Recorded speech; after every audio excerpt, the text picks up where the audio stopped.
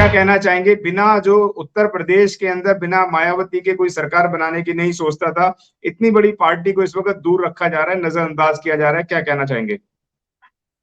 देखिए सर, ये जो मनुवादी हैं अपने एजेंडे में बिल्कुल सफल होने की कोशिश कर रहे हैं। टू पार्टी सिस्टम, और दोनों पार्टियों का नेतृत्व मनुवादी होना चाहिए।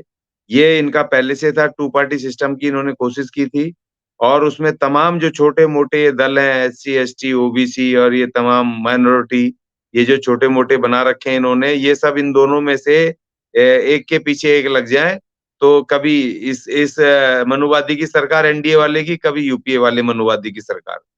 यहाँ पर इस देश के अंदर डायरेक्ट ओबीसी और एससी एसटी तो बिल्कुल भी इस देश का प्रधानमंत्री नहीं बनना चाहिए, और उनकी अपनी कैबिनेट में भागीदारी ज्यादा नहीं होनी चाहिए। सिर्फ नाम मात्र के लिए प्रतीकात्मक, वो भी जब तक ये भारत का संविधान है तब तक ही उनको ये मजबूरीवश देते रहेंगे।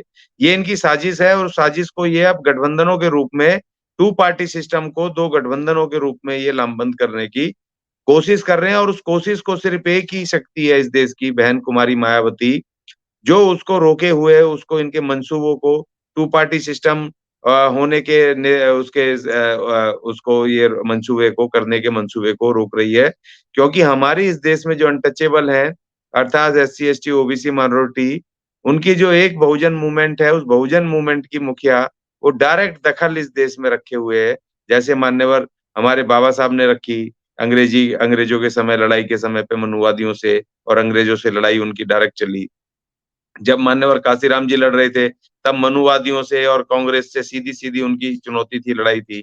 और वही आज दोबारा से, आज तीसरी बार बहन जी ने अपने हाथ में वो लड़ाई को, मोर्चे को लिया है, और वो इन इन मनुवादियों के इन मंसूबों को पानी फेरने पे डटी हुई है, और अपने लोगों के डायरेक्ट दखल इस देश की राजनीति में, राज्य सत्ता में डायरेक्ट दखल को वो जिंदा रखे हुए है। और ये नहीं चाहते, और ये चाहते हैं कि किसी भी तरह बहन जी यूपीए में आकर के पीछे बिना शर्त आ जाए, चली जाए।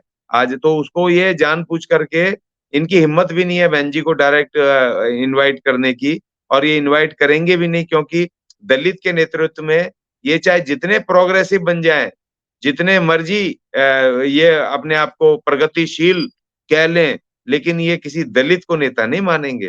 किसी दलित के नेतृत्व में कभी भी ये स्वीकार नहीं करेंगे कि उसके नेतृत्व में ये जन संघर्ष या कोई राजनीतिक लड़ाई को लड़े, या फिर ये उनको प्रधानमंत्री के रूप में उसको देख पाए, और प्रधानमंत्री के उसके नीचे काम कर पाए, कभी नहीं देख पाएंगे। ये भी तो तमाम, हम तो अवर्ण है ना सर इस देश में, अवर्ण मतलब हम इस देश की वर्ण व्यवस्था में भी नहीं है, हम अनटचेबल्स। जो बाबा साहब ने कहा कि भैया हम तो अवर्ण है इस देश के, हम तो शूद्र भी नहीं है। इनकी जो वर्ण व्यवस्था है, तो उस वर्ण व्यवस्था में वर्ण व्यवस्था वालों को ही तो रखेंगे, और दो चार विभीषणों को रख लेंगे जो अवर्ण है, जो वर्ण व्यवस्था में भी नहीं है। वो दो चार छोटे मोटे दल अपने लालच में चले जाएंगे जैसे जा रहे हैं। लेकिन बहन कुमारी मायावती, वो उसका मिशन अलग है बिल्कुल। बाबा साहब और माननीय काशीराम जी का उनका लड़ाई है, उनकी हमारे जो जो जो हमारे बहुजन नायक, जन नायक, महात्मा फूले से लेके, बिरसा मुंडा से लेके, हमारे तमाम जो लड़ाई अभी चलती आ रही है बहन कुमारी मायावती तक, उस लड़ाई को जिंदा रखे हुए, उस मूवमेंट को जिंदा रखे हुए। तो इसलिए ये बुलाएं या ना बुलाएं, बहन जी का अपना वो स्टैंड है कि वो अकेले लड़ेंगी, इन दोनों मनुवादियों से अकेले लड़ेंगी। ये उनकी लड़ाई है। अशोक जी, आज जो पक्ष और विपक्ष की दोनों की मीटिंग्स हो रही है, कम से कम 2 दर्जन से ज्यादा लोगों को बुलाया गया है, लेकिन इसके अंदर जो है चंद्रशेखर रावण को नहीं बुलाया गया है, क्या कहेंगे आप?